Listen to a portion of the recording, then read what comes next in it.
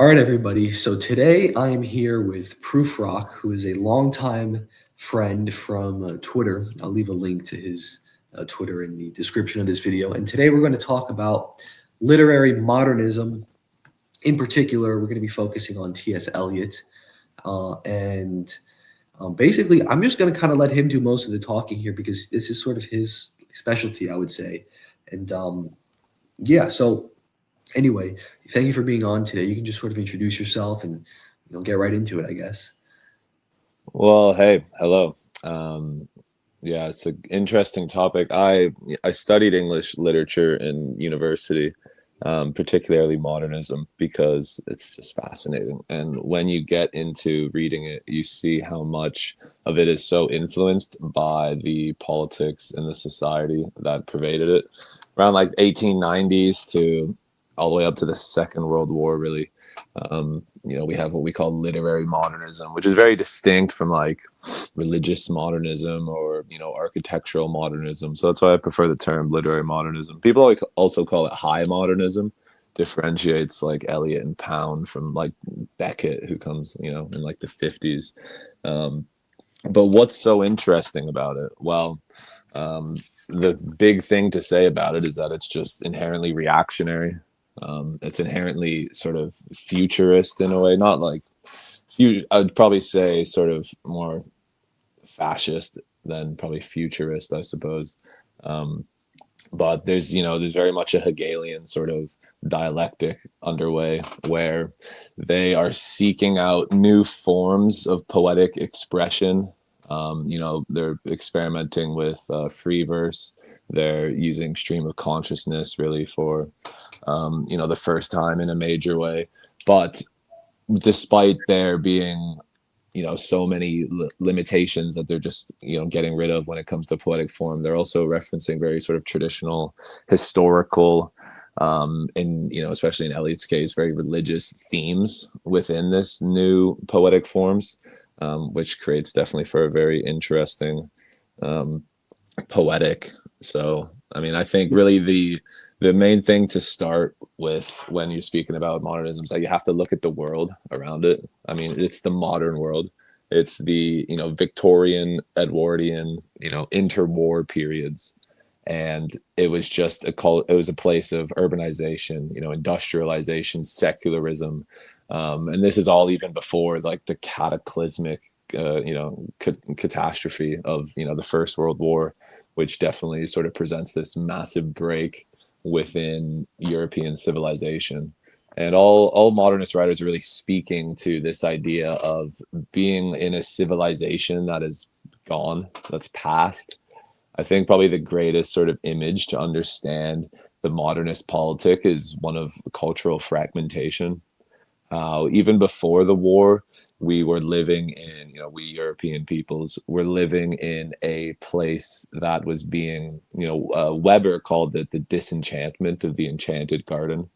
All the sort of norms and generational, expectations and ways of living and cultural references and things that would be understood in the past are just being blown away through really the Industrial Revolution, really through psychological transformations within people. And we now live in a world, from the perspective of the moderns, we now live in a world where we're sort of blind, especially after the First World War. You just have not only just the tremendous loss of life and the loss of like, very eugenic members of society, I suppose we could say. But we just live in a world that's unfamiliar to us. It's fragmented. Music and sound, everything's changing to represent this sort of change in, the civilization that would be pretty sort of recognizable for, 95%, probably more, percent of the populations, up until, urbanization moves everybody into the cities, and that sort of thing. So that's why all modernist sort of art has this very pessimistic, you could say, reading. the wasteland, obviously sort of the greatest piece of modernist fiction, up there with Ulysses, is, I mean, it's exactly that. It's the wasteland. It's a look at this world where nothing makes sense. We have all these terrible crimes going on, all these terrible smells and sights. We're blind. And something we'll talk about later is at the end of the wasteland, there is actually some hope. But yeah, I mean, Prufrock, this came up from, this little conversation of ours was you getting into the poem Love Song of Jail from Prufrock, where of course I had Yes.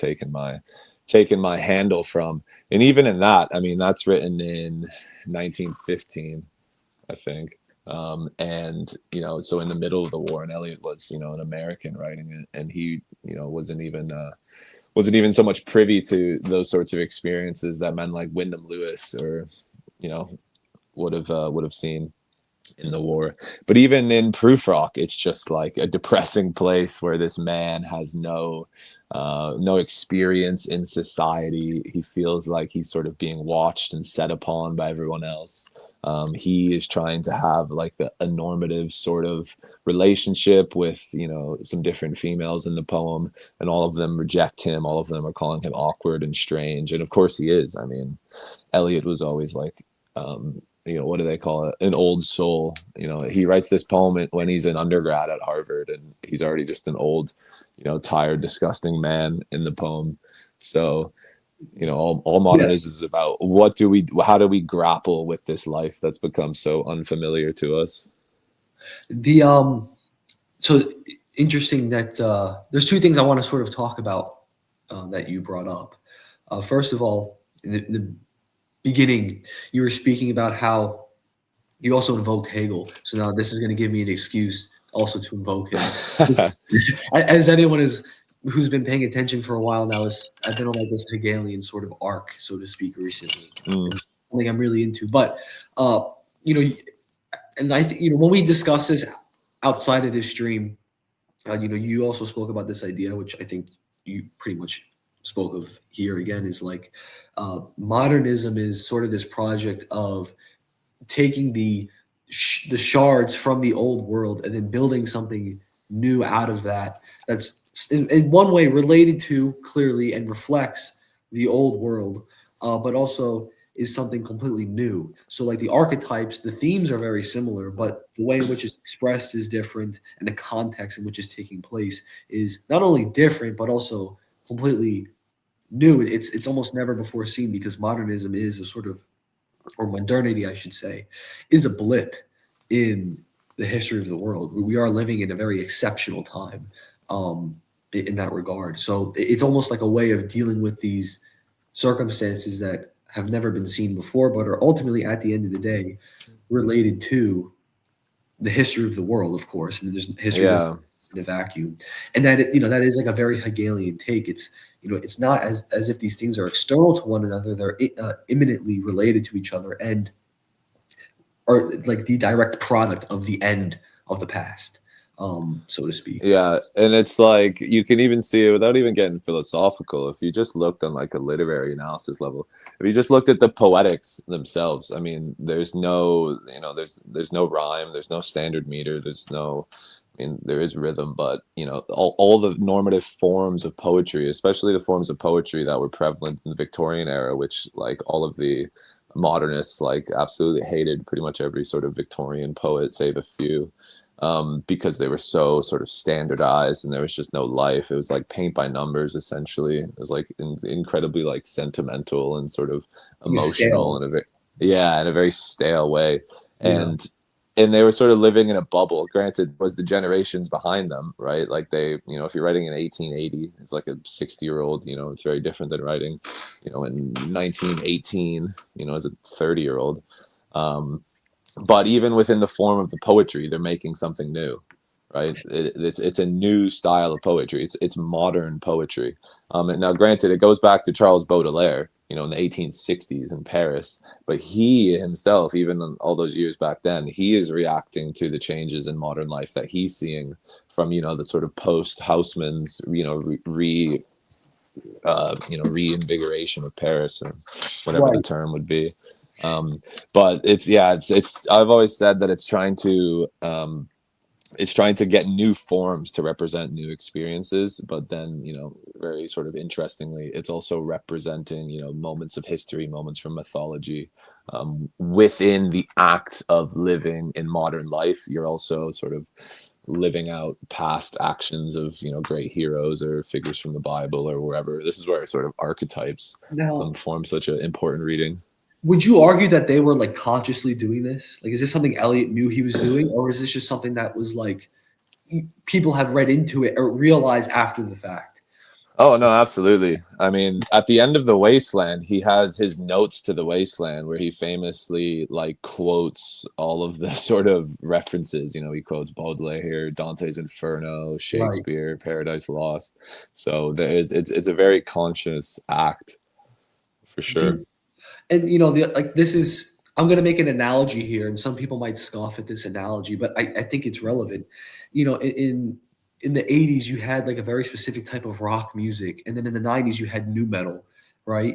And Mm. it's sort of like taking some things from the past, but then experimenting with it and creating something new that ultimately was relevant to that time period where the things from the past there was a discrepancy. They couldn't really live up to the current well, I wouldn't even say standard, but just the current circumstances. And I mean, you're basically seeing what the point I'm trying to make is that you see this in almost all art forms. um, I think you could even see it in like some of the those what were they called, the Dadaist paintings after World War I, which Yeah, yeah, no, I mean, Eliot's, I can't believe I haven't mentioned this already, but like, not Eliot, Ezra Pound's slogan was "Make it new." Right? yeah, He was like, we have to do something different with poetic form. And, you could even say like a lot of the things that they discuss are quite different. You could look at someone like Virginia Woolf, who was by no means like, a reactionary, but she was very much sort of like a spiritualist, um, very sort of very much a modernist, of course. But so many of her works, or even the works of like D.H. Lawrence, who he was kind of interesting, flirted with both sort of fascism and Marxism. But there's a lot of talk about like sexual sort of deviancy, right. like extramarital affairs. There'll be drug use and stuff. You even see this in The Wasteland, sort of, like, sexual assault being described very subtly, just very sort of shocking. And of course, in Ulysses, James Joyce, probably, the second biggest modernist work up there with The Wasteland. I mean, it was like there was an obscenity trial for it in America because it is just incredibly obscene. It has swear words all over, and for 1922, I mean, that's not short stuff. Like they were Yeah. definitely like, how can we describe what we see as young people in this new much sort of looser generation, and so You they do. know, I think, and I haven't read much of him, but I think D'Annunzio was doing similar stuff in Italy. Like his novels were like pretty erotic, and it created like a controversy. Now he in Italy at the time because he was coming out of this sort of Victorian era with Victorian morality, and he was writing novels. I think, but I can't quote them because I don't know them. But this is just what I've heard with pretty like explicitly erotic sex scenes in them, which for people that today we would look at that and it's nothing to us. Yeah, it'd be tame. Yeah, it'd actually be like we would almost some people would probably view it as like a conservative thing almost, but I'm sure back then it was like, whoa, what is this? But Yeah. with that being said, the second thing I wanted to talk about, which we're going to get into in depth, is you were talking about the character of Prufrock. Now, this is like the first. See, it's funny, not to talk too much about myself, but like for many years I was never a poetry guy. I actually really disliked poetry. I thought it was pretentious. Mm. And then something changed as I got older. I started to appreciate it more. I'm like, oh yeah, there's actually something to this. And I started getting back into poetry through Ezra Pound at first, but then you introduced me to Eliot, and um, in particular, the first poem I think, well, the first poem I read by Eliot was The Hollow Men, but the one that I really Yeah. fell in love with and kept coming back to over and over and over again was the love song of Jail for Prufrock. And I think not to sound like a chud or anything, but I could see parallels between that poem and the sensitive young man meme that we've been seeing all over the internet. And I think that's sort of, I was able to connect these two. Like it's a similar phenomenon, but obviously one is expressed in a much more eloquent way. Yeah, I think you're definitely right to see that. With Prufrock, he's definitely very sort of insecure. He's very sort of incel coded, we could say. He's just sort of trying out all these different dates and all these sort of fancy rooms with women at these sort of high society parties. Back when Elliot was like a Bostonian, he was very much part of this sort of upper crust. But he's just like failing in all of his endeavors. Prufrock. He hears women laughing. He imagines them mocking him. In brackets, Elliot's quoting, they will say how his hair is growing thin, how his arms and legs are thin, people talking behind his back. He has a great metaphor where Prufrock compares himself to a sort of to him being pinned and wriggling on the wall, formulated sprawling on a pin. Sort of this idea that the eyes can sort of lock you in place as you would like a butterfly that's under like a glass case, just being sort of trapped and Right. just I'm perpetually analyzed and unable to speak. I'm gonna pull it up here because I think this is like a perfect time to get into it now. Like Because if we would go through and we would look for like every example of wherever he is describing himself as being embarrassed or being sort of laughed at, I mean, we'd have like 24 annotations. right. Um, Now you had some things you would want to go over specifically in this, correct? Uh, Yeah. okay. So you could just tell me where, and I'll like skip to it because I got Yeah, I the mean, yeah yeah, one thing I like, I mean, already we can see the question. If you just, well, I suppose we should start with the first. We'll skip the epithet, which is a yeah great line to Dante. I mean, I would love to talk about Dante later in the Wasteland, all the references there. But I mean, even just the first metaphor. I mean, this is called the love song of J. Alfred Prufrock. You go, okay, this is about a love song. And the first line is a metaphor that compares the sunset to a patient etherized upon a table. And yeah you just cannot make any sense of that metaphor except as being just, I hate the term, but just, this subversion of expectations, this idea that any love, any romance that we might find in a poem or in a date or in a sunset, it's like some like lobotomized person who is just there to be sort of dissected upon, much like Prufrock himself later is in the poem. Now in this first line or this first I guess stanza or Stanza. the first part of it, I guess also your expectations are sort of subverted just by the fact that like a patient etherized upon a table just sort of comes out of it, breaks the rhyming that we've just saw in the last two lines. And also like it also breaks like the sort of like you say expectations or like the vibe you were getting from this poem, like just based off like you would think it's gonna go into like something very romantic, but then it sort of just takes a sharp turn. It does a It's true, 180. yeah, and there is a common rhyme scheme throughout this AA sort of BB rhyme scheme, but yeah, you're right, it is broken up by the table, like a patient Yeah, etherized upon a table. But I like, I said that modernism doesn't have this like internal rhythm, but it's not true. I mean, I love Prufrock so much, and I recommend it to everybody because it does just read so well. And this first it's the sort of text itself, what's actually being said is mirrored in the way that it's written in this first stanza, right? The streets to follow like a tedious argument of insidious intent to lead you to an overwhelming question.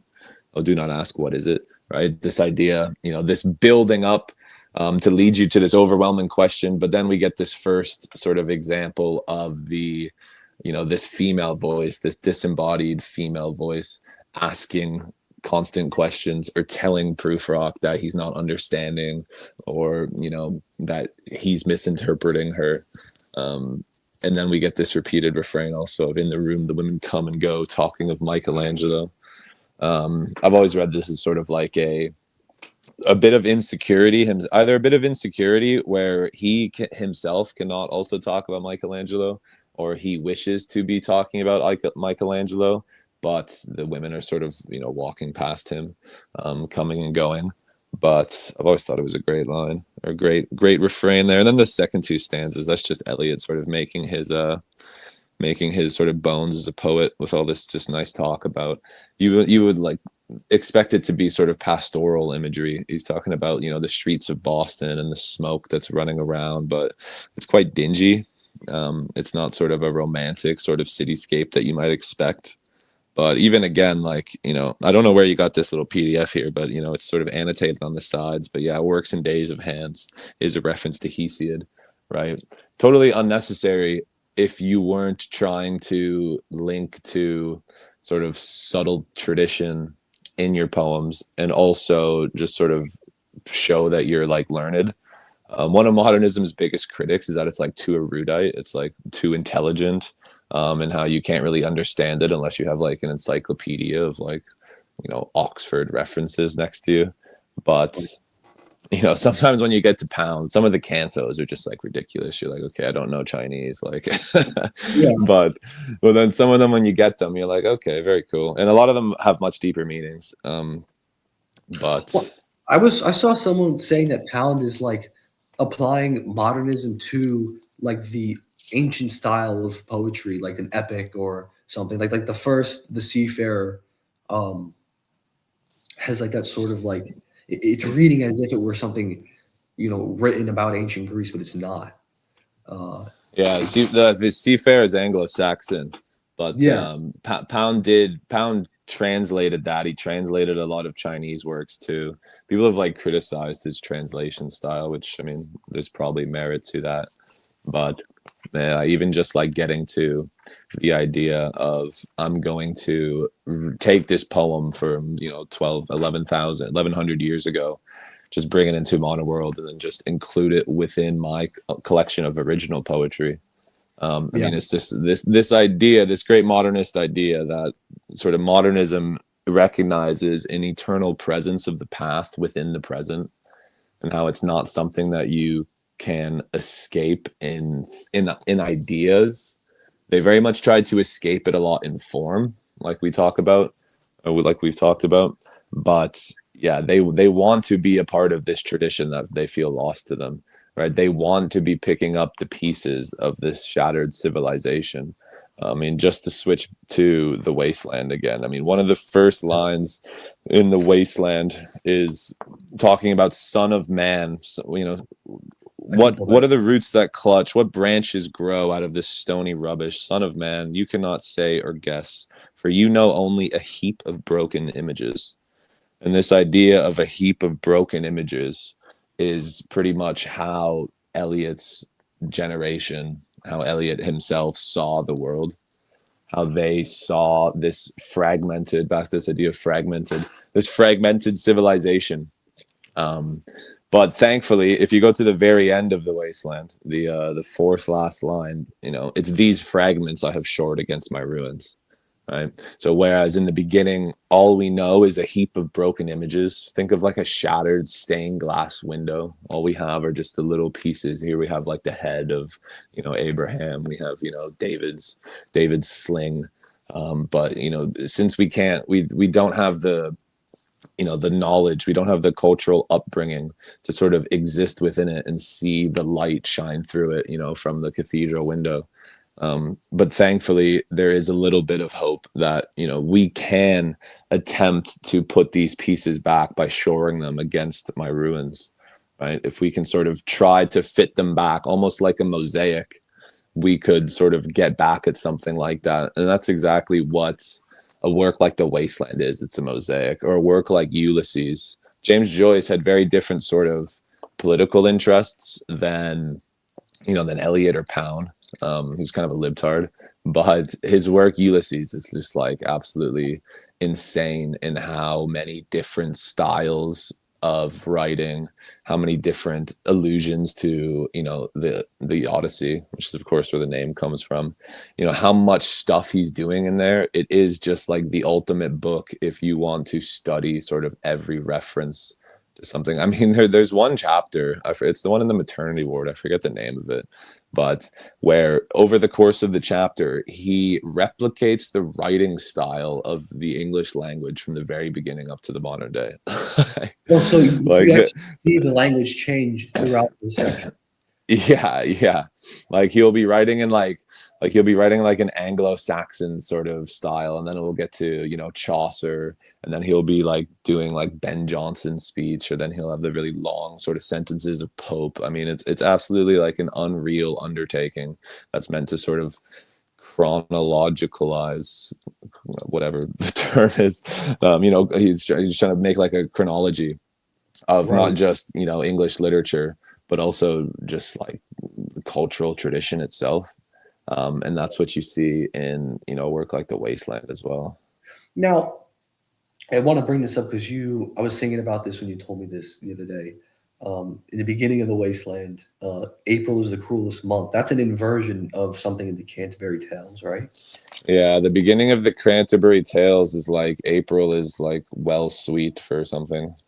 Right. Um, and yeah, it's this idea again that what you might expect to find in the beginning of a long epic poem, you know, The Wasteland nor the Canterbury Tales are very epic, but you know, something like this, especially something as English as, you know, quintessentially English as the Canterbury Tales, whereas you might expect to have, you know, a nice depiction of, you know, the spring as the season of regrowth.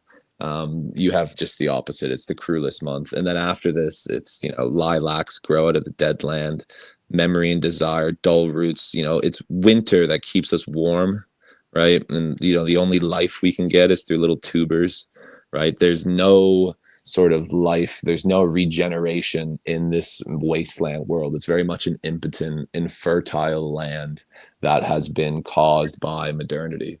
That's why you get the allusions to the Fisher King later on in the Arthurian legend. The poem is very sort of inspired by one book on the Grail legend that Eliot read, as well as Fraser's The Golden Bough, which is sort of like a Jungian, you know, he's before Jung, but it's this like comparative religion thing where he looks at all these different mythological myths. Many of them are, you know, rebirth, regeneration myths.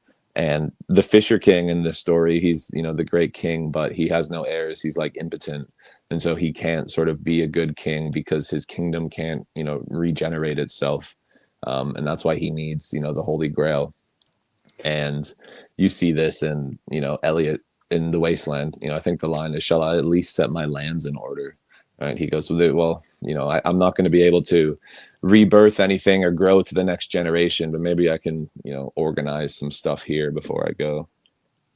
Yeah, and that's the one thing about this poem. It's like, would you also say that fragmentation is seen in like the actual way the poem is divided? Like you see the burial of the dead is one section, and then we get to the game of chess, and then what's the next one? The fire sermon. These are Yeah, all it's very, yeah, I would say it is. I mean, in other ones, well, I mean, all poems are sort of, I'd say the most sort of fragmented section of it is just the fact that there's what, 7 different languages is very fragmented. yeah. You can see like at the end of a game of chess, there's this refrain of "Hurry up, please, it's time." These two people are having a conversation in a pub about her husband and him coming home from the war and what she's going to have to do to get ready for him again. But they keep getting interrupted by the barkeep telling them to get out the pub. Um, yeah, there's so many different examples you could look to of sort of things being broken up. What is this a typo where it says "goon night" or is it No, that's just vernacular. okay? It's funny, goon Yeah, night. I'm reading it. I'm like, there's no way, but I guess it is. Yeah, Okay. Um, yeah, that's okay. So that's interesting too. So like the actual, I get like the mosaic aspect isn't just the actual form that the poem is divided into, but it's also the actual content itself. Um, yeah, definitely. with the sort of I division of mean, yeah, yeah, the Hollow Man's quite good for that too. yeah. I should have downloaded that and brought that up, but um, Yeah, you get a lot of enjambment in the Hollow Land, which is where sort of the sentence or the idea moves on to the next line. Where we yeah. might expect it to end on the line, it continues on to the next one. But one thing I also wanted to ask you is I want to talk about imagism as well. What role did imagism play in all of like because that's also a new thing as well. It is about trying to create an image in the reader's mind, as opposed to just Yeah, giving. so I would say that when it comes to what we call modernism, it starts with like Baudelaire. It starts with like Joseph Conrad, Heart of Darkness, which is where Eliot gets the horror from, which opens up the beginning of the Wasteland, or maybe it's the Hollow Men. Colonel Kurtz's famous line. Um, the big influence, of course, but where modernism concerns with like this set of like Pound and Eliot and Joyce and Lewis and Hume and all these guys, sort of the first modernism was imagism, which was Pound, it was Flint, FS Flint, and of course T.E. Hume. It was their sort of literary scene that they were getting in during the sort of very early period of like 1910 to 1914 in London. And it was just the idea that they were dissatisfied with Victorian poetry. These guys were all very sort of disagreeable men, and they Yeah. wanted to make something new. And so they thought poems shouldn't be all of this like dead air, like you would get in so many Victorian poems that are all these very flowery things. It's just it's just all faff, really, a lot of it. And they said, okay, how can we reduce poetry to the purest form? What's the purpose of a poem? It's to sort of create ideas that cause emotion. And you can do this through creating images. And images in poetry can either be clear or they can be, or not clear. And what's not Eliot, what Pound and Hume and Flint, what they devised, they thought, okay, how can we reduce words to the purest form? How can we make a poem that is so sort of clear to read that it can create an image that you can see in like a 2-line poem? And so you Yeah. look at In a Station at the Metro, or you look at Hume's poem Autumn, right? They're not long at all. And there's no unnecessary words, right? They've cut out everything unnecessary, and they've just reduced it to the sort of purest sense, the image. Well, there's also like, I don't know how related this is to this, but I know that like you and I were talking about how in Prufrock, like the original version was much longer, and like Pound himself reduced Prufrock to like. Yeah, in the waste, it wasn't Prufrock, it was the Oh, Wasteland. okay. Yeah, I mean, the Wasteland's already a massive poem, and it was even more massive. I actually have one of the coolest books I own is a facsimile and transcript of the original drafts of the Wasteland, including the annotations by Pound and also Eliot's wife, Vivian Leigh Ward, I think her name was. And you can just see all of the stuff that's been cut out. I mean, there's a whole first page of the opening, the Burial of the Dead, which Pound just completely covers out. It's really funny just seeing like a line through like 54 lines of poetry. Ellie's just like, yeah, or Pound's just like, yeah, scrap this. Yeah. Um, Well, that's like the one interesting thing about Pound, because everyone knows him for his role with like fascist Italy and stuff, and that, of course it's mm, cool and interesting. But the one thing that I think I don't know a lot of. I mean, you really told me about this. It's where I came to know this. But like Pound played a big role in like promoting and giving these guys like a stage almost, and like helping them out. yeah, Pound really was like the man of modernism. I mean, that's why Hugh Kenner's biography on him, 1974, is just called The Pound Era. It's about, it's not even so much about Pound as it's just about modernism itself. It was the Pound Era. I was actually reading the introduction of this book right now, and Pound sending a letter to John Quinn, who's sort of a forgotten man of this era too, and he's just like, yeah, I've discovered this guy Eliot. You should meet him. I Yeah, have more or less discovered him, he says. But yeah, he was an agent, he was a promoter. He also is just incredibly charismatic, and he had a very sort of flamboyant streak to him. He'd like wear sort of the most garish suits you could ever see. His hair was always crazy. He had the very distinct mustache and little Van Dyke beard. Um, and he was like, yeah, this is where we want to take poetry. These are the guys that I'm going to do it with, and girls. Shout out to HD. yeah, um, but yeah, I mean, pound really is sort of the central force. And if we can sort of, this will make a good transition. The reason why, just to talk about sort of politics of modernism and how modernism is inherently reactionary, and it's so obviously trends towards fascism in so many interests too.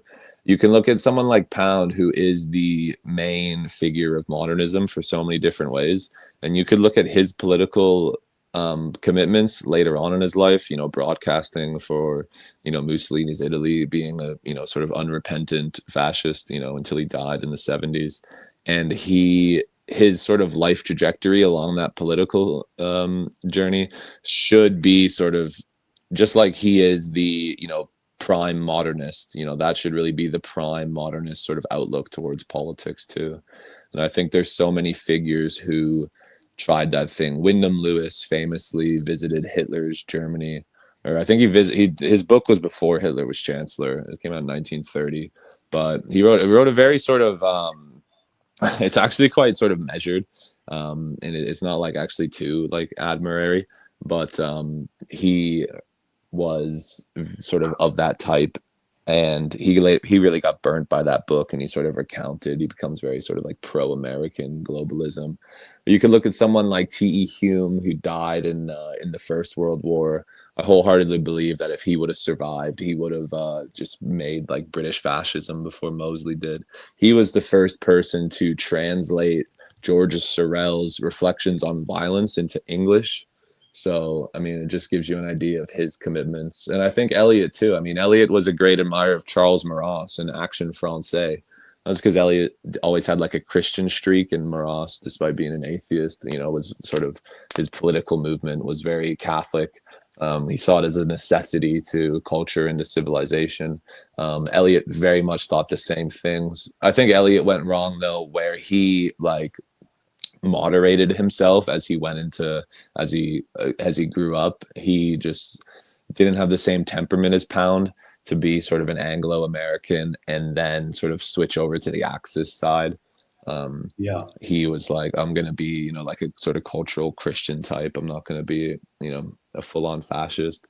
But with modernism, you really have to be. It's about recognizing that the world that your ancestors had known and been able to understood no longer exists, and that you live in a world that is shocked through with so many different elements that only radical change can come to right them. And the way that it's going to be rightened is through sort of radical future looking new projects, new experimentation, whether that be with form or forms of government.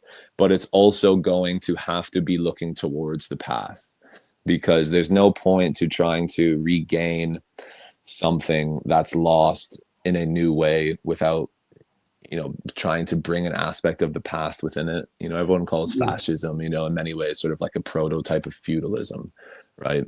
But are they going to return to sort of the same relations between like the church? No. Are they going to have sort of a vested sort of bastard feudalism where there's different like governors and things, and Yeah. Unless you're like a who all have their own knights and stuff? No, it's like you're going to take a little bit of it and you're going to do something completely different, right? Well, that's sort of what I wanted to get into, because a couple times you referred to modernism as reactionary. Yeah, And definitely. and like, so what do you mean by that term? Because like when people say reactionary, because some people will call fascism reactionary, and typically I refer to fascism as revolutionary more than it is reactionary.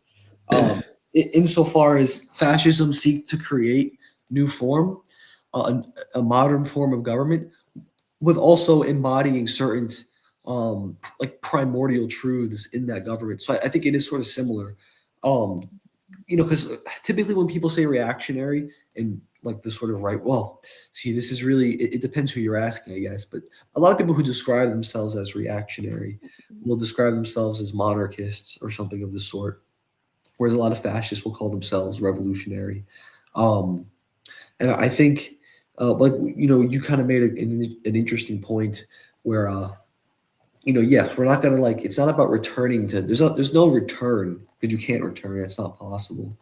It's about creating something new that also embodies certain true elements of the past, not even necessarily because it's the past, but because like what was in the past was good and true, and it's good and true despite its temporal reality, which is why it's exists in the present as much as it does Yeah, in the it's past. it's the idea of perennialism, isn't it? Right. Yeah, It's very perennial. I mean, if you look at just to take us back to the book again, you asked me for, to distinguish, fascism as either revolutionary or, reactionary. I was like, oh, geez, I'm out of my depth on this one. But if we're thinking about perennialism, and we can think of Eliot's Tradition and the Individual Talent, his great essay, he pretty much says that, tradition is this thing which exists whether we know it or not. And every act of creating a piece of art necessarily becomes a part of a tradition.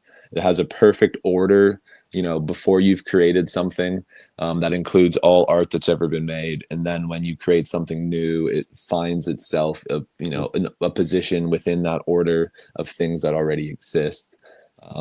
You can't sort of be a artist without understanding that you are undertaking a tradition of writing that has been practiced from, Homer all the way up to you. I mean, in Eliot's words, he actually even puts it all the way back to the sort of cave paintings of the Magdalenian draftsman, which he right. quotes.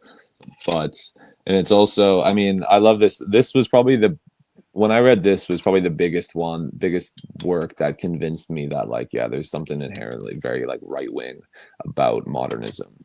Eliot says to be a poet, you have to have a historical sense, right? And a historical sense involves a perception not only of the pastness of the past, but of its present. The historical sense compels a man to write not merely with his own generation in his bones, but with a feeling that the whole of literature from the whole of the literature of Europe from Homer, and within it the whole of literature of his own country, has a simultaneous existence and composes a simultaneous order. Right? You cannot exist as a poet without understanding that you are part of a tradition which, goes back, thousands of years. And when I hear And this, I just think of it being a sort of racial consciousness, and I think of it being like a collective unconsciousness from young, where there's symbols that mankind understands or doesn't understand, but they motivate him all the same. And there's really no escaping these things. And personally, I think the best art is the one that are very consciously playing towards these things. Mostly the best art is when it's done very subtly and it's not obvious, it's not beating you over the head with it. But yeah, that's why in modernism you have such a collection of references and, quoted lines, stolen lines, as Eliot would say. Bad poets uh, are inspired, good poets steal, or whatever the line was. But and yeah, that there's something very historical throughout modernism. that's an interesting thing because, like, I'm going to talk about like the relation between reactionary and revolutionary in a sense, but I'm going to relate it to this because if you think about it in one way, imagism is it's revolutionary against the old Victorian form of poetry that we were speaking about before. It's saying we're done with this. We're going to create something new. So that itself is a revolutionary disposition.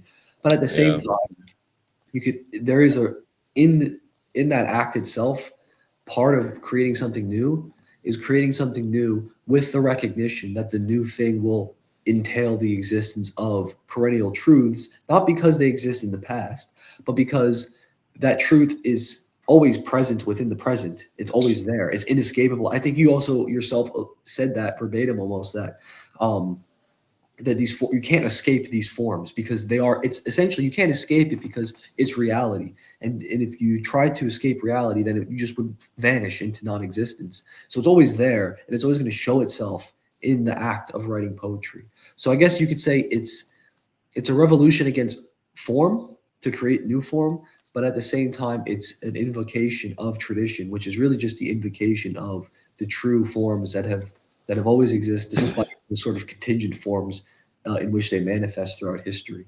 Um, and yeah, pretty and much. so and that's also why it is sort of Hegelian in a way, where the sort of dialectical process, so to speak, And I hate using that word, but it's relevant in this context because everyone who uses this is a total side note, but anytime someone uses the word dialectical, automatically a sued light bulb goes off in my head when I hear that. And but in the context of Hegel, of course, it's obviously relevant. But it's not as if we're because in Hegel's dialectic, it's sort of self-contained, like the antithesis is present within the thesis, and that gives birth to a new thesis because there's a latent contradiction within the form.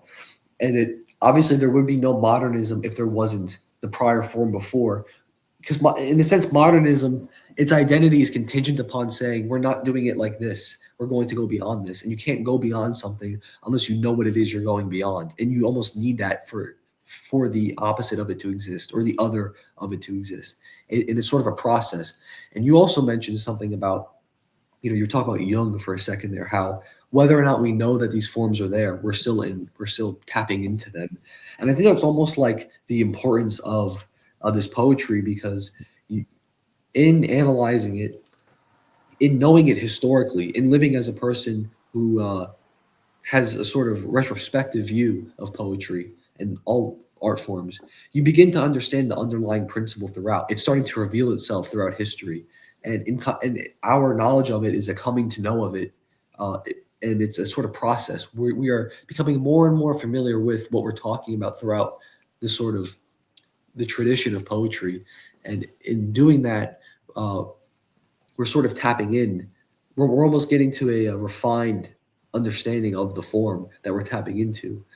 Yeah, and it's modernism is so much how we don't understand the civilization that we used to have Yeah, because it's been lost to us in so many ways. And when you have sort of, as they might like to picture themselves, these sort of, intelligentsia, sages, like the poets themselves who are just including all these references, all these different foreign languages. They're sort of like these cultural translators giving it to people who, if they're able to, speak, these seven languages or have them translated somehow, or understand this reference to the Tempest or this reference to the Spanish tragedy. In doing so, you'll understand, you're learning about, the culture. You're learning about the interconnectedness of all these different ideas and their relationship towards you. I think probably my favorite sort of reference, and definitely one of the best lines of The Wasteland, is near the very end. It's a reference to Thomas Kyd's The Spanish Tragedy, which is this play. Like, he was a contemporary of Shakespeare. It's a great play. And in it, there's this guy Geronimo. He's like a general to the king, and the king's like evil brother or something kills his only son, and like he like hangs him up in like a really terrible way, and he sees him. It's like really gory poem or play. But Geronimo has this idea he's not only going to like fake madness, similar to what Hamlet does, but also similar to Hamlet, the Spanish tragedy, very much an inspiration for Hamlet. He also is going to make a play, and in the play, he is going to reenact the story of how his son was slain on the battlefield. His son was like treacherously like betrayed on the battlefield, and he's going to reenact this thing for the king and for the person who's done it, to like implicate them and to have him be like, to recognize it and then say like, aha, see, this is what you did, now you will pay. And at the very end of The Wasteland, the line is just so simple. It says, "While then I'll fit you, Geronimo's mad again." And Geronimo's mad again comes from the idea that, he's doing this insanity thing. But this, "while then I'll fit you." When Geronimo says that in the play, he's saying, okay, I'm going to make this play to show to you, to give us all an idea of the truth of what happened so that we can get justice. And this right. comes right after the line of, "These fragments I have shored against my ruins. While then I'll fit you, Geronimo's mad again." I'm going to put the fragments of my civilization back together to try and recreate as good as I can a piece of what was lost, as a way to sort of find peace and find justice and find the truth of what has actually happened to this thing. So And it's a if you, process. yeah, Go ahead. no, you go, sorry. So it's like, yeah, it is like, as I was trying to talking about before, it is a process of knowing, coming to know, and it's not as if, because if we're going to go in line with this sort of Hegelian interpretation of things, there's understanding the principle, but that's not as an abstract thing. it's not separate from its concrete reality. So it's like once you understand this principle, it's not as if you can just move on and like not do it anymore. You actually part of the principle is to embody it in a concrete form, which is in creating new forms of art. That would be the concrete expression of the principle after knowing it as it is. And that is ultimately what the literary modernists are doing. They understand the principle, but they also understand that the essence of the principle is to be expressed. The principle doesn't Yeah. exist without its expression in story, in And myth. to take it back to Prufrock, just on that exact point, is that you have a very conscious idea that I am not able to say like that. I'm not able to find the expression. Prufrock, he says at one point, he says, is it impossible to say just what I mean? Right? If only it was, well, I'm trying to find the line, if only he could sort of roll everything he wanted to say into a ball, and sort of hurl it towards everybody, and have it be understood. Then he also says, if the nerves, oh, why can't I find any of these? Where are my standard annotations? Right. But this idea of a magic lantern on a screen, if we could put sort of the nerves, what I want to say, through, a magic lantern, which is like an X-ray, I believe, and everybody could see my exact thoughts and, my very sort of, the moving of my nerves, that, they would understand me, the lady I've been, thirsting for, she would finally go out with me, in the case of Prufrock. But he's not able to express himself. And that's why one of the most tragic sort of repeated phrases in Prufrock is this idea that he's speaking to a woman at two different spots in like a bedroom or something. And she says, that is not what I meant at all. That is not it at all. He is misinterpreting her. He can't understand what she's saying, and he can't sort of speak to her back in a way that is intelligible. And that's sort Right. of the cause of so much, pain for him. And that's interesting because I kind of wanted to tie this in with, you've expressed this idea. And the reason I'm glad you brought up proof rock again, because this directly sort of goes into what I wanted to talk about, which is, as you say, or as you've said off this stream, is that we are living in a period of new modernism. And I think that's probably why when I read Prufrock, I was like, oh yeah, this poem itself is really applicable to today's social state of affairs when it comes to like men and women. It's a big thing now. Everyone's talking about it. There is a Yeah, sort well, of, yeah. if you want to hear my take on new modernism, this is what multiple universities did not want to have submitted as a PhD application. So you're getting this for the first time. Yeah, let's hear it. But we live in an era of new modernism because we are similarly beset by like civilization destroying forces. Whereas in the past there was urbanization, secularization, industrialization, we have liberalism, we have, hyper sort of capitalism, you could say. We have massive technological increases that have like fundamentally altered brain chemistry in ways like far more alarming and destructive than like the telegraph or, the, electricity, on street corners. And of course you have things like immigration, and our cultural understandings of the world are being sort of disrupted in much the same way they were back then. And in many ways, it's more deadly because we aren't able to even, well, no, I don't know where that line is going. But what's important about new modernism is that we are similarly, beset by these same forces, not understanding where we come from, not understanding what our cultures are, our civilizations. I mean, just like anti-intellectualism in the average person is just like unreal. Like it would have made, the readers who are confused by the wasteland seem like positive geniuses back then. But what I think is so hopeful, and what we're also seeing from so many people, trying to make sense of the world, today, is that the same way that the modernists attempted to re-understand their culture through this idea of fragmentation, through this idea of getting in historical references, of using archetypes, of using sort of collective cultural symbols, we too are doing this same thing. It really is a LARP. It really is. You have to understand that you are living out actions that, while they might be different in scale or circumstance, they are very much the same sort of conditions that, your people have always gone through.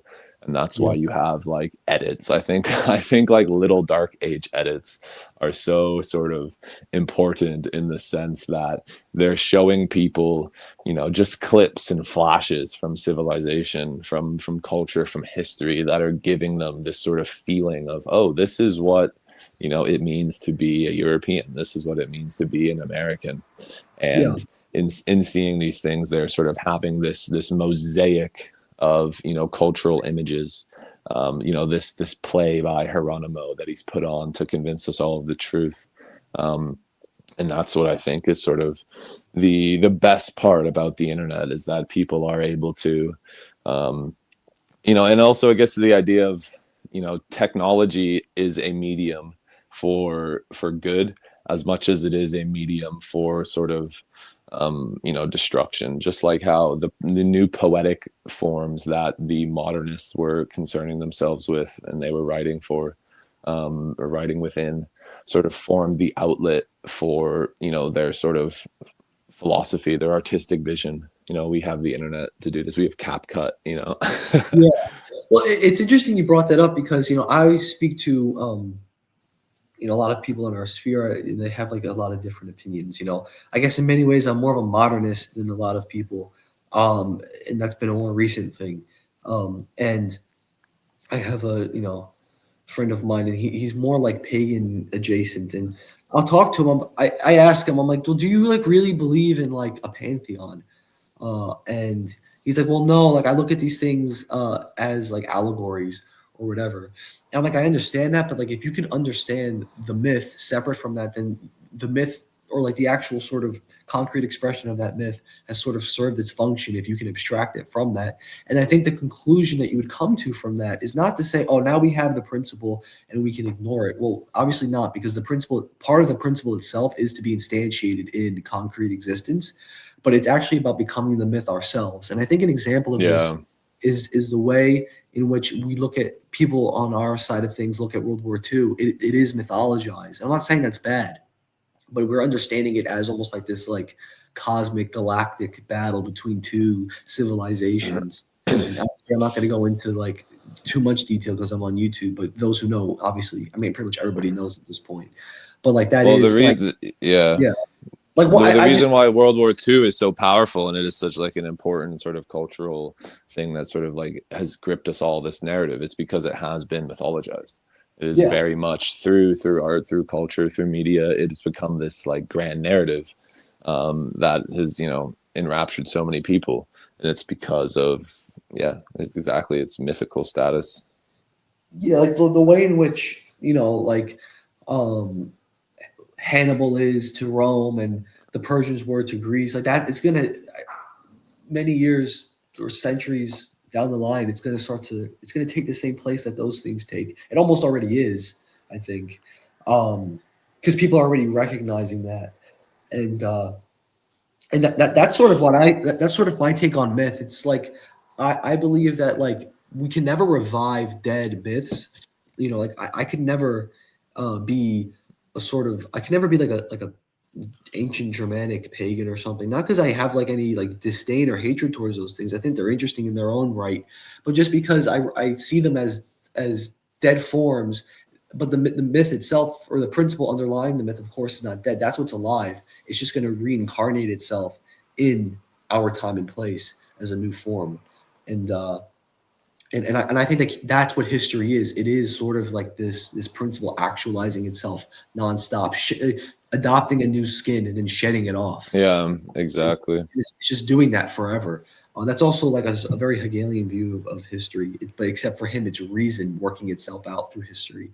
And you see this in, for Hegel, it's like he was a big fan of Napoleon and the French Revolution. And for him, like Napoleon was like this figure that was like the culmination of us, like reason and self-understanding of like the European spirit in a single person who could bend space around him, so to speak. And ultimately changed Europe forever. And I think he was kind of right in that regard. He also like predicted some things that, like, because at the time when he was writing his history of philosophy, or philosophy of history, you know, America was still fighting the sort of the native tribes that were living here. And he was like, yeah, they're going to end up being completely wiped out or absorbed into the population, which, I mean, obviously he was correct. He was completely vindicated on that. And that it seems obvious to us now that this is the case, but we have to remember back then when he was writing this in the mid 1800s, it wasn't so obvious. They were like a substantial threat to the people living here at the time. So the reason I bring that up is just because it ties back into what modernism is. It isn't a rejection of things in the past per se. It's a rejection of particular forms for new forms that embody the same principle, which is, I think, is kind of the idea we've been trying to get at this whole time. Yeah, I think it's very concerned with sort of life modernism. And what it rejects are things that it considers pretty dead and flaccid or Yeah. unnecessary to sort of sustaining the essentials of life. And what it's focused on is sort of recapturing, what actually matters, what is actually going to drive us forward. And it's also the reason why so much, I mean, the wasteland, of course, forms this sort of a wasteland. It's we live in a dead culture where people are impotent, where people are having sort of unnecessary sexual encounters that aren't producing life, and we just live in a place that's also just been bombed out by just the worst war that's ever been seen on earth. Yeah. And it's the idea of, okay, where can we find the essentials to help us build back these ruins, right? What Yeah. can we do to sort of have a civilization again? Well, it's almost like, to use an analogy, to create like a body or any organism, there's certain like fundamental structures, chemical structures, of course, for biology to create life. Um, and you can't have that unless you have those structures. Those are the fundamental building blocks, so to speak. And there's a lot of things that you're gonna, if you really want to survive, there's a lot of sometimes dead weight that you need to cut off. Yeah, exactly. And the modernists definitely understood that they weren't getting anywhere with the poetry of Tennyson. And that's you like know that's a universal principle. Like that's as much as that's applicable on a civilizational scale, it's applicable on a personal individual scale as well. Um, those things are ultimately, they're inverted, but like inverted and connected at the same time. Um, and yeah, like today, our culture, like, and the reason I really wanted to make this video was because I think it's extremely relevant to what's going on now. We're in the same situation. I made a video a while ago called "A Friendship in the Consumerist Age," and it was mm, sort of just like a stream of consciousness kind of video.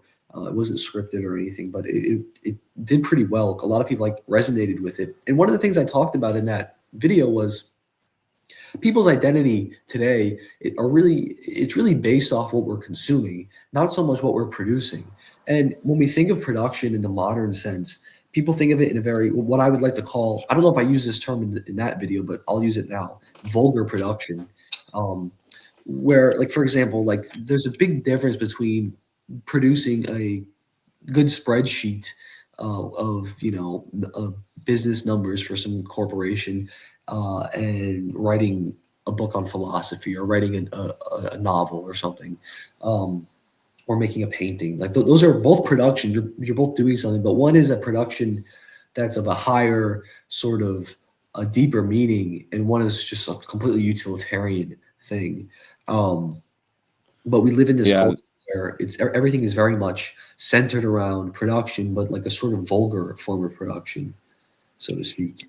yeah. I definitely think that the idea that we must be modernists is very relevant, and what to sort of take from that idea that we must be modernists is the idea that, and I think everyone's probably at this stage, there's levels to it. The first stage is that you recognize, yeah, something's definitely messed up with our world, and we can identify many of the reasons why that is. One of the reasons that we can't so much identify is the sort of next step. It's the idea that you have to be imbuing certain characteristics, certain certain modes of being enact out certain archetypes and surround yourself with certain symbols, as a way to sort of be hearkening back. I mean, many people might disagree with this, but I love the LARP. I think you got to be LARPing, but I think you have to do it in a way that doesn't make you fucking boring, right? Yeah. Like you have to be going forward. There's a lot of, can't think of any examples, and I wouldn't want to say anything that might be mean to some people, but I mean, there's a lot of people who sort of LARP and pretend to be something that is just totally like dead and boring. Yeah. Like people try to LARP as like Ronald Reagan, and it's like, okay, like, that's pretty lame. But you have to find something that dudes who are super into like the Crusades. It's like, okay, Well, that's the what's thing. that doing? It has to be something that you can actually take into sort of the future, um, or just adopt the spirit of it and make it your own, make it new, like Pound Yeah. says, right? Um, This is so I was talking to you about this. I wrote an article. It's not published yet, but it'll be published in a magazine, and it's basically I'm declaring a war on slop. And the reason I'm uh, declaring a war on slop is because, well, what is slop? It's dead form regurgitated over and over and over again. But that doesn't make the form alive. You're basically puppeting a corpse around. Uh, yeah, at that point. And so, like, the Crusades, I'm glad you brought up the Crusades thing because, I had this image in my mind. I don't remember what his name is. I can't remember what his name is because there's so many of these guys now. But there's this one guy, I see him on Twitter all the time. He's got his shirt off. He's got a Crusader helmet on, and he's like eating eggs, like uncooked and in an egg shell or something. yeah, sure, So it's like I see this guy everywhere, and it's like ultimately what you're promoting is not something that we could even tap into. It's completely irrelevant to what we're doing now. You would have more. It's inauthentic, and that's ultimately what slop is. Because for something to be authentic, it has to be relevant and relatable and real, right? Because relatable things are real. You can't relate to something that's not real. yeah, Well, when I obviously there's different ways in which things are real because you can relate to a movie. The movie isn't real, but it's real in a certain way. yeah. Fiction is entirely real, like, Yeah, and yeah, yeah, by the definition of real, which just yeah, means like truth. Yeah, yeah, exactly. It's embodying something that's true, um, and ultimately the way around that is I've always said to take the sort of the dead form and then demonstrate. Now, of course, this is not something that everyone's going to be receptive to because people don't like thinking, not because they're dumb, but because thinking takes effort and people don't like doing things mm, with effort. But you need to take the dead form, show why it's dead, show where it's ultimately what I would like to call inadequate. Show, demonstrate. Look, there are some great things about this. There are some great things about the Crusaders, so to speak, but ultimately it fails here. Why does it fail here? Because I'm not living in medieval Europe and having to face, a caliphate, right? So, or whatever the reason may be. Show where the inadequacy lies, and then that then provides the consciousness. You sort of lay a seed in everyone's psyche that, oh, it's time to move on. It's time to make something new, and ultimately something new that's relevant is going to be so much more powerful, so much more relatable than something old that ultimately really doesn't have the potential to change anything because it's dead, right? Dead things can't act by definition. yeah. Um, And for it to be able to be powerful, it has to sort of catch on. yes, Now, when it comes to like vanguardism, that's a bit different. Um, you're not really looking for things catching on as a vanguardist, but there has to be something in it that, say we're not talking about vanguardism, you want to have your thing be the coolest thing because yeah, then, because that gives it a power, gives it a certain capital, and to do that, it has to be fresh, it has to be cool, it has to be sexy, like. Um, and you're not doing that with like the Byzantine Empire. I'm sorry, no, guys. Like it's the not. Yeah, Byzantine Empire is fucking dead. Like, when I see like um, a Byzantine church somewhere in like Sicily, it's beautiful, it's cool, but it's, I'm like, well, this is, it's in my understanding, in my consciousness, this is a form that's proper to the past. And maybe those aesthetics are cool or whatever, but we need something that'll revitalize us. I don't want to be constantly referring to something in the past. I don't want to constantly be referring to something outside of the now for my sense of identity. I want to be referring to something here and now for my sense of identity. Why? Because throughout history, the cultures that were alive and thriving were doing exactly that. Now, that's not to say that they didn't have any understanding of the past or any respect for the past. They did, but they ultimately wanted to go beyond it. I think in a way, like a lot of the Enlightenment philosophers, a lot of them had actually a great understanding for ancient Greece, and its philosophy, but they were saying to themselves, well, we want to go beyond the ancients. We want to do what they did, but even better. It's why they even like people. You talk to a lot of NRX types. I mean, or just reactionary monarchist types, and Mm.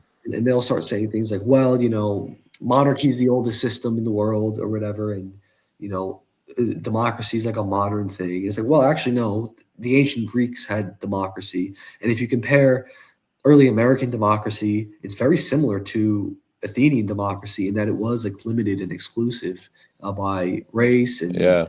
gender and all those things. It's not like a one-on-one thing. And if you're going to critique democracy, which I have plenty of critiques of representative democracy, you're going to have to just do it as it is, not because it existed in some time period. But anyway, to get back to what I'm saying, a lot of the Enlightenment philosophers were taking these ancient things and saying, "Oh, we're going to make it better," basically. Um, and Make it new, like make, Pound's yeah, dictum. Like, make it new, make it better, and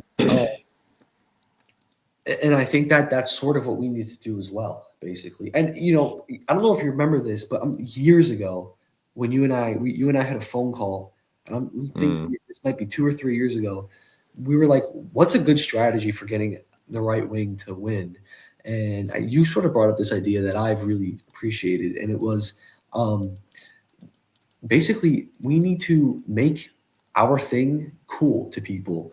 And yeah. you kind of just alluded to that before, but it's also because most normies, so to speak, they just care about the here and now. What they care about is, can I go to work? Can I come home? Is my immediate life going to be the same and comfortable as it always is? And if you can Hmm. demonstrate why it won't be given the current circumstances, because they're not as tapped in as us, so to speak. But if we're able to show them why their immediate life will be negatively affected by the way things are, and why they should pivot to our side because of that, and also make it cool and attractive, that's pretty much a recipe for winning. You know who did that? The left did that, and look how far they got. Um, a lot of I the mean, on, I also think that there's just so many people who will just never be convinced by arguments. yeah. And what will convince them is just, being fucking cool. Well, no, well, And no, you're is it gonna be the coolest thing? You know, that's undeniably the case.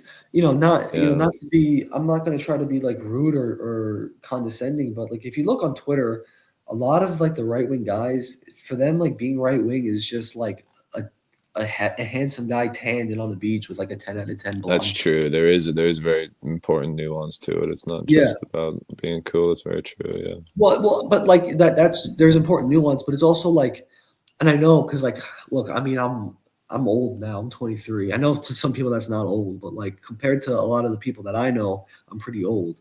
These guys who are Mm, like 18, 19, a lot of them are very, um, they come into this because they are drawn in by the aesthetics. I was sort of the same way at one point, and that's not necessarily bad if it's paired with what we're doing. Um, but like ultimately, people, and I'm gonna invoke Hegel again. People think in images more than they think in terms of like pure reason, so to speak.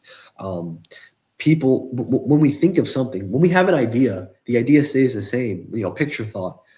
as is what he refers to it as. People start out their thinking process and oftentimes mostly stay there and don't go beyond this in images, and they're relating various images to each other and saying, "Oh, this is that and not this," etc. Um, so yeah, images are important. They're not, ultimately a higher thinker is going to go beyond images, but they are the starting point of anything in terms of thought and identification. In Yeah, terms of and that's why you have references. Like references form a type of image to anybody who understands them. That's why you have sort of Greek heroes being referenced. That's why you have allusions to the Bible referenced. That's why you just have like place names in poems that are just related to other places, like the Starnberger Sea in the opening of the Wasteland, or the Prince de Aquitaine in the last stanza of the Wasteland. Um, these sort of things just get the brain moving. Yeah, exactly, exactly. And I don't know, but that note, is there anything else? Yeah, I think I'm pretty much. I said all I had to say. I think pretty much agree. So Yeah, I mean, modernism, to summarize, it is fascist. yeah, It is about taking the best aspects of the past, the best parts of tradition, which are the perennial truths of life, the greatest works of art and culture, and the strongest ideas of the mind, and also the most sort of passionate aspects of the heart too. um, and it's about sort of adapting these things to the modern world, both in form and in but both in poetic form and also just in your day-to-day life and thoughts as you exist. And it is doing these things so that you can attempt to remake a better future than the one you're presently in. And it stretches back to the past because there was a lot of good stuff in the past that was lost, but it's looking towards the future because we'll never get the past again. And we need to find something that's going to work for us in our present conditions that is as close to a sort of, which is the best possible state we can have to maintain the prosperity of a people, right? And it's doing that through recognizing that you are not alone, and every action you make has been done by a previous action in history. It's done through recognizing that the symbols you recognize were the same symbols that inspired people in the past. Um, and it's about just realizing that we need something new to sort of wake us up out of this slumber. I mean, in many ways, sort of the world we live in today is more so like this sort of decayed, dying, fat Victorian era, more than it is the world of 1919, obviously, right? And there's a lot of dead meat that we should be stripping off, from our world, much like the later Victorian writers wanted to do. But there's also a lot of stuff that we need to bring back, and I think understanding this, under our new modernist framework, is going to be incredibly important if we are to have a sort of cultural renewal that was lost to the original modernists back when they first sought it out. perfect, man.